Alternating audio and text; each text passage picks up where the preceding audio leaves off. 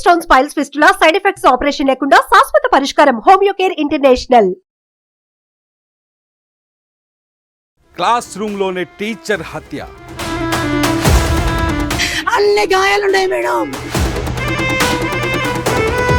Sketch వేసి హత్య చేసిన విద్యార్థులు. ఎవరైనా టీచర్స్ వెనుక పక్క నుంచి ప్రోద్బలం లేకుండా వాళ్ళు కొట్టింటారా? గుంపుగా కొట్టి చంపేశారు. నా జీవితాన్ని పిల్లల వీళ్ళు హంతకుల. పూర్తి టీచర్లు తర్వాత ఆ పిల్లలు వాళ్ళే పూర్తి బాధ్యత. మీ పిల్లలు ఇలానే ఉన్నారా? Welcome to Suman TV. నేను మీ సుమన్ టీవీ. రాయచోటిలో జరిగినటువంటి ఒక ఇన్సిడెంట్, స్కూల్లో పిల్లలే టీచర్ని చంపేశారు, అది కూడా 9th క్లాస్ పిల్లలు అనేటువంటిది ప్రధానంగా వస్తున్నటువంటి ఒక ఆరోపణ. ద సేమ్ టైం ఆ ఇన్సిడెంట్కి సంబంధించినటువంటి వాటిలో ఈ వీడియో చూస్తే మీకు క్లారిటీ వస్తుంది. సో దీనికి సంబంధించినటువంటి పూర్తి వివరాలు, ఆ చావు వెనక గల కారణాలు ఏంటనేది ఈరోజు మనతో పాటు ఎమోషనల్ హెల్త్ కోచ్ షఫీ గారు ఉన్నారు. అది వారి మాటలోనే తెలుసుకుందాము. Hello Shafi sir. Hello Nagaraju గారు. జరిగినటువంటి స్టోరీ ఏంటి, మీకేం అర్థమైంది, చావుకు గల ప్రధాన కారణాలు ఏమై ఉంటాయంటారు అసలు? నాగరాజు గారు, ఇక్కడ యాక్చువల్గా ఏంటంటే రీజన్స్ ఏంటి, ఎందుకు ఇలాంటి సంఘటన జరిగింది అన్నది ఒక పాయింట్. అది చూసే ముందు అసలు ఇన్సిడెంట్ ఏంటో చూసే ప్రయత్నం చేద్దాం. యాక్చువల్గా వైఫ్ అండ్ హస్బెండ్ ఇద్దరు కూడాను టీచర్సే. వైఫ్ ఒక స్కూల్లో టీచర్, అక్కడ డ్రాప్ చేసి తన స్కూల్ తను వెళ్ళిపోవడం జరిగింది. అంటే మనకి ఇన్ఫర్మేషన్ ఏంటంటే వాళ్ళ వైఫ్, చనిపోయిన వ్యక్తి యొక్క వైఫ్ మాట్లాడిన మాటల ద్వారా మనకు తెలిసినటువంటి ఇన్ఫర్మేషన్ అనమాట. అంటే సెకండ్ పీరియడ్ నడుస్తుంది, తను క్లాస్ చెప్తున్నాడు, పక్కన ఉన్నటువంటి క్లాస్ రూమ్లో పిల్లలు డిస్టర్బ్ చేస్తున్నారు. దానివల్ల తను క్లాస్ చెప్పడం ఇబ్బందిగా ఉంది. తను వచ్చేసి పక్కనున్న క్లాస్లోకి వచ్చేసి గొడవ చేయొద్దు అని చెప్పేసి ఈ పిల్లల్ని వారించడం జరిగింది. ఆ టైంలో అక్కడ ఉన్నటువంటి పిల్లలు టీచర్ మీద అటాక్ చేశారు. ముగ్గురు, ఇంకా స్పెషల్ చెప్తుంది, ముగ్గురు పిల్లలు 9th క్లాస్ చదువుతుండే పిల్లలు, ఏజ్ 14 years ఏజ్ ఉంటుంది. వాడు పిడి గుద్దులతో వాళ్ళ ముగ్గురు ఇతని మీద అటాక్ చేశారని చెప్పేసి, అంటే శరీరంలో మొత్తం కూడా కందిపోయి ఉంది అని చెప్పేసి చెప్పడం జరుగుతుంది. అంటే కేవలం గుద్దడమే కాకుండా చేతికి కడెం మీద ఏది పెట్టుకుంటారో కడెం తీసుకొని కడెంతో కూడా కొట్టడం జరిగింది. ఇంకా ఆమె చెప్తున్న విషయం అంటే ప్రైవేట్ పార్ట్ మీద కూడా దెబ్బలు ఉన్నాయి. అంటే ఎంత కిరాతకంగా కొట్టారన్న విషయం మనకి ఇక్కడ చూస్తుంటే అర్థమవుతుంది. ఇంకా ఏంటంటే ఒక్క రక్తపు చుక్క కూడా బయటికి రాకుండా కొట్టారు. అంటే చూడండి అసలు ఈ ఎంత క్రిమినల్గా ఉంది అక్కడ సీను. ఒక విషయం ఆలోచిస్తే నాగరాజు గారు, ఇక్కడ రక్తపు చుక్క రాలేదు అంటున్నాం, కానీ కొట్టిన దెబ్బలకి మనిషి చనిపోవడం అంటే లోపల ఆర్గన్స్ డ్యామేజ్ అయిపోయాయి. లివర్ అయినా, లంగ్స్ అయినా, కిడ్నీ అయినా, హార్ట్ మీద దెబ్బలు తగలడమైనా, కందిపోవడం అంటేనే లోపల బ్లీడింగ్ అయిందని. అంటే ఎంతగా కొడితే అంత బ్లీడ్ అయింది, మనిషి చనిపోయే స్థితికి వచ్చాడు. అక్కడ హార్ట్ స్ట్రోక్ వచ్చిందని చెప్తున్నారు. అక్కడ వెంటనే హాస్పిటల్ తీసుకెళ్ళటము, అక్కడ ఆ టైంకి వెంటనే డాక్టర్ అందుబాటులో లేకపోవడం, ఓవరాల్గా చూసుకుంటే ఒక టీచర్ చనిపోవడం జరిగింది. ఇక్కడ ఏం జరిగింది అంటే చెప్పుకోవడానికి ఒక సంఘటన ఇది మాత్రమే. అంటే బయటకు ఉన్న రీజన్స్, వాళ్ళు గొడవ చేస్తున్నారు, ఇక్కడ ఘర్షణ జరిగింది, కొట్టారు, చనిపోయారు అన్నది.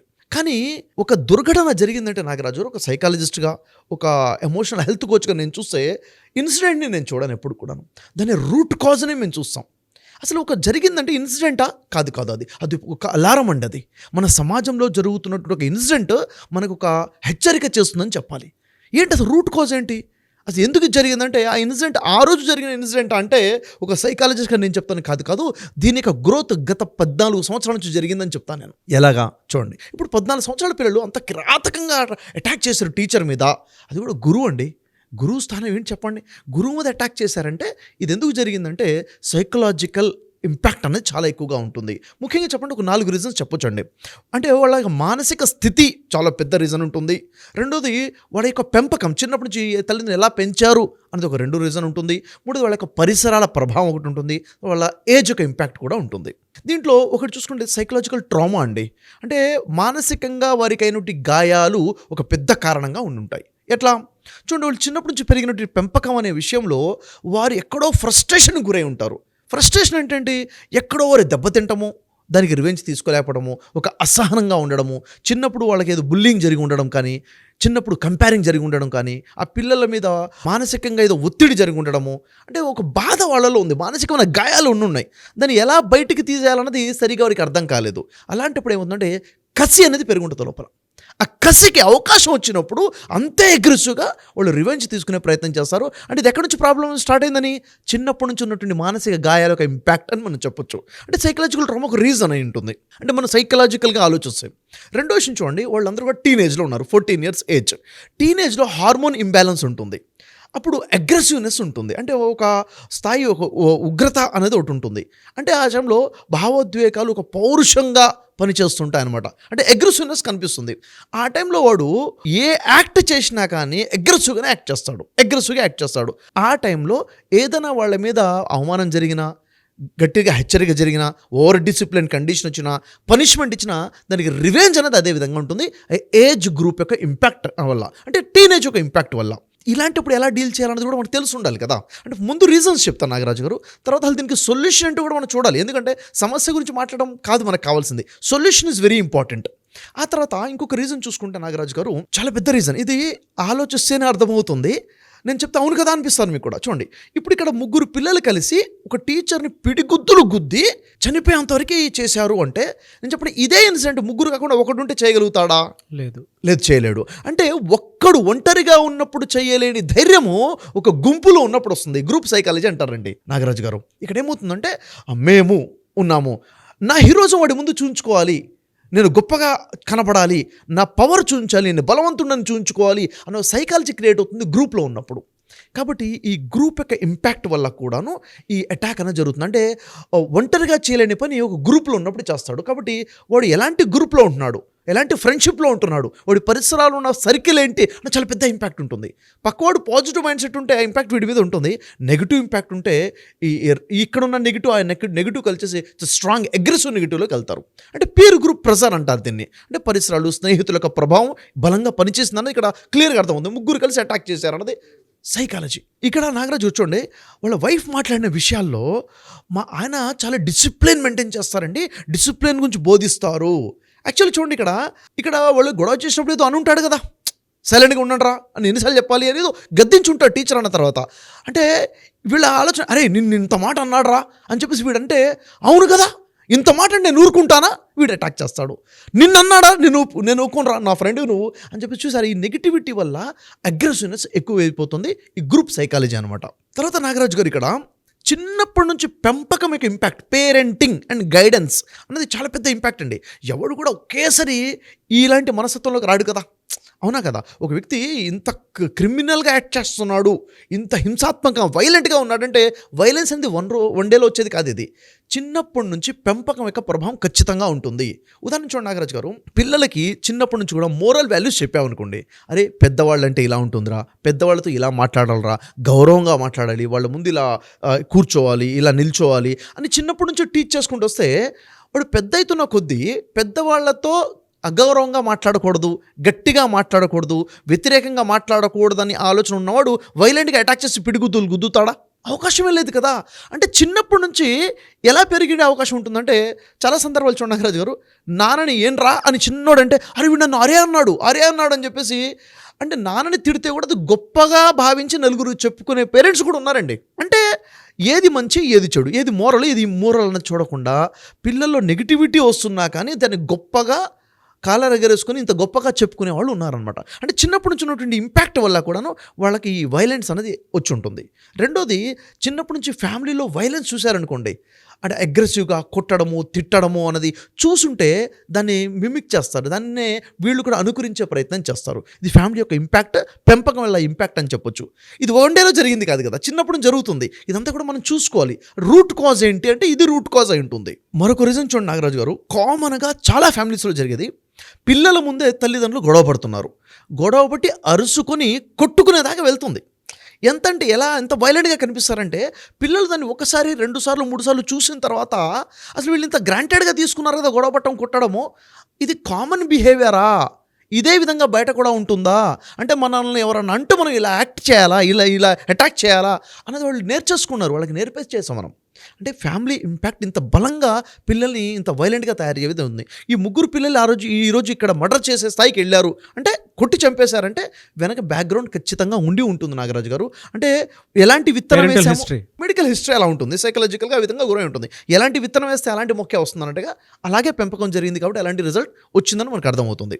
రీజన్స్లో మరొక రూట్ కాజ్ ఏంటిదంటే, ఈరోజు మీడియా యొక్క ఇంపాక్ట్, డిజిటల్ ప్లాట్ఫామ్. ఈరోజు గేమింగ్స్ వచ్చాయి, రకరకాల గేమింగ్స్ వచ్చాయి. గేమింగ్లో ఎలా ఉంది, వీడు వాడిని చంపడం, వీడిని చంపడం, వాడిని గుద్దడం, వాడిని నరకడం. గేమింగ్లో కూడా కొట్టుకోవడమే గేమింగ్గా కనిపించింది. అంటే కొట్టుకోవడం వెరీ కామన్గా కనిపిస్తుంది. అంటే కొట్టడం అంటే తప్పు కాదు, కొట్టడమే, ఇది ఒకటి.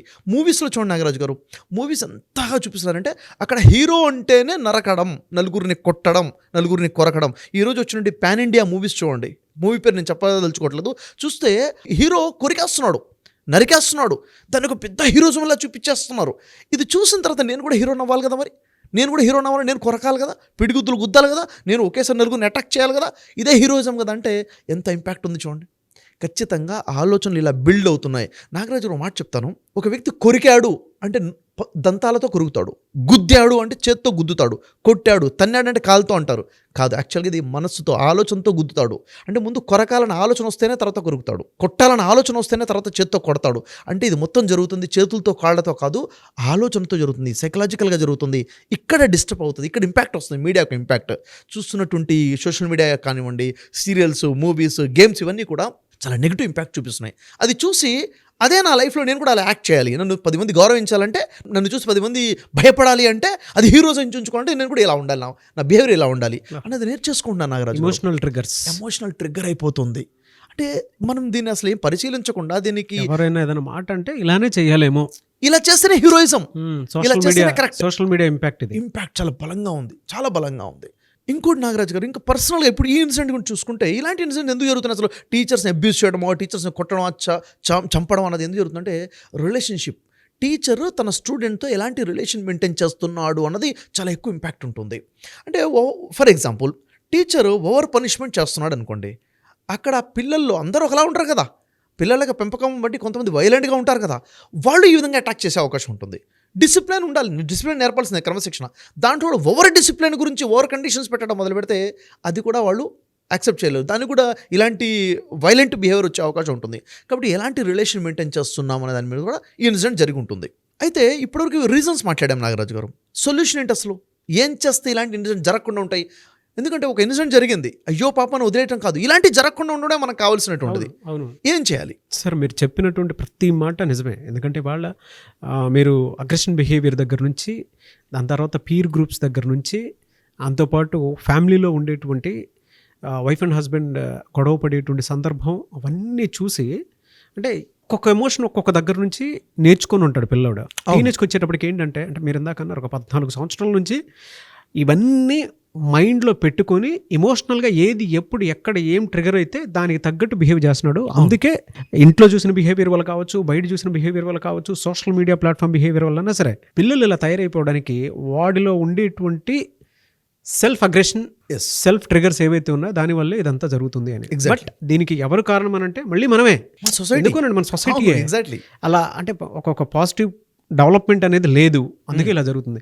దీన్ని ఎలా మెల్లిమెల్లిగా అవేర్నెస్ క్రియేట్ అయ్యి ఎక్కడ తప్పు జరుగుతుందో తెలుసుకొని దీన్ని కంట్రోల్ చేయడం ఎలా? అసలు చాలా మంచి విషయం అడిగారు నాగరాజు గారు.